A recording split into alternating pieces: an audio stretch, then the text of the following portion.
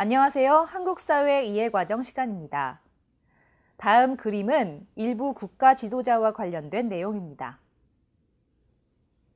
빌렘 알렉산더 네덜란드 국왕내외가 한국을 국빈 방문해 한 네덜란드 정상회담을 했습니다. 박근혜 대통령이 주요 20개국 G20 정상회의 일정에 본격 돌입했습니다. 3일 국빈 방문한 시진핑 중국 국가주석이 4일 오전 10시 30분 서울대학교 글로벌 공학교육센터에서 강연을 하며 대학생들과 소통의 시간을 가졌습니다. 보신 바와 같이 각 나라의 지도자를 부르는 호칭이 다릅니다. 여러분의 나라를 대표하는 지도자는 어떻게 부르나요? 나라를 이끄는 지도자를 비롯한 행정기관들이 나라의 살림을 담당하게 됩니다. 이번 시간에는 한국의 행정부 구조와 기능을 알아보고 한국의 국회, 법원에 대해 공부해 보도록 하겠습니다.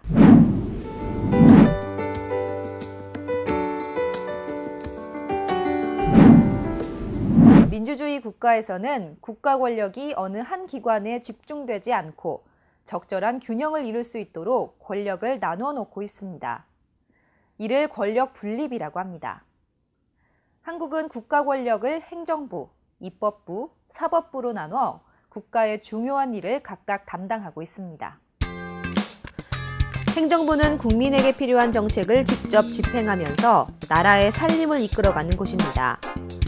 행정부의 최고 책임자는 대통령인데요. 대통령은 다른 나라에 대해 한국을 대표하는 지도자이기도 합니다.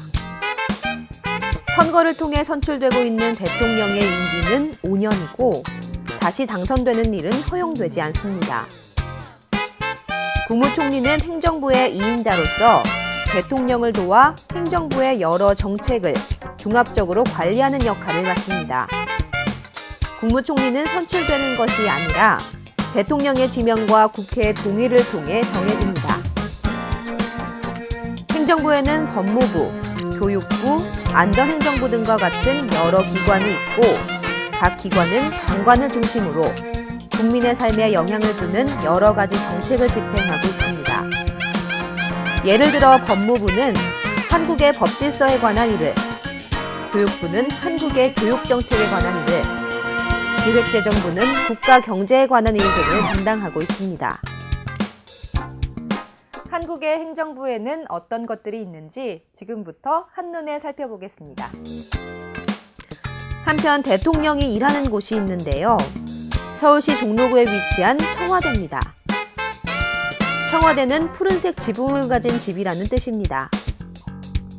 이 지역은 과거에 왕이 머무는 궁궐이 위치했던 곳으로 대한민국이 세워진 이래 현재까지 대통령이 나라 일을 보는 곳으로 사용되고 있습니다.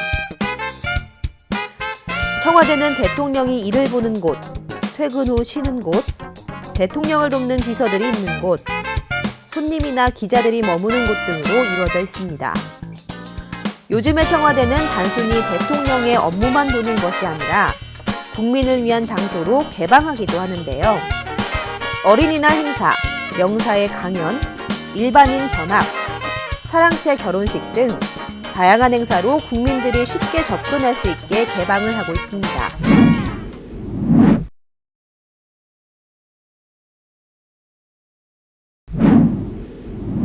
행정부가 나라 안팎의 여러 가지 일을 처리할 때는 정해진 법에 따라야 합니다. 따라서 법을 만드는 역할이 매우 중요한데 이 일을 담당하는 곳을 입법부라고 합니다.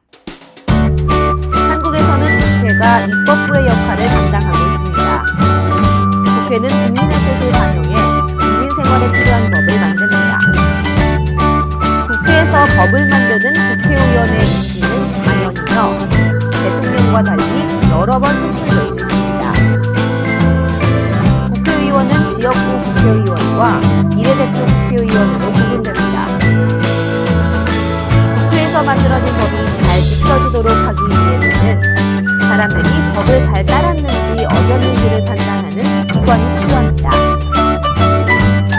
사법부는 법을 해석하고 적용해 법에 따라 분쟁을 해결하는 곳입니다. 한국에서 사법부의 역할을 담당하는 곳은 법원이며 재판을 통해 판결을 내리는 사람을 판사라고 부릅니다. 법과 양심에 따라 공정한 판결을 내리기 위해 노력합니다. 법원의 종류에는 대법원, 고등법원, 지방법원, 가정법원 등이 있습니다.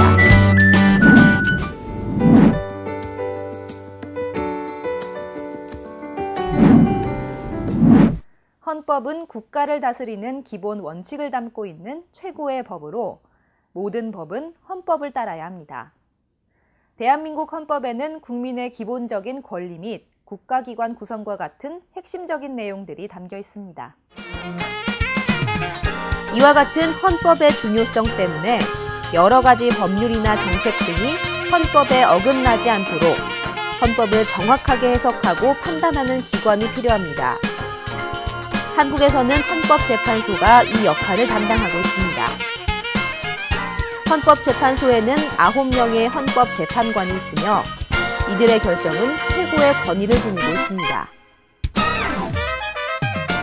지금까지 한국의 정치제도에 대해 알아봤는데요. 배운 내용을 정리해 볼까요?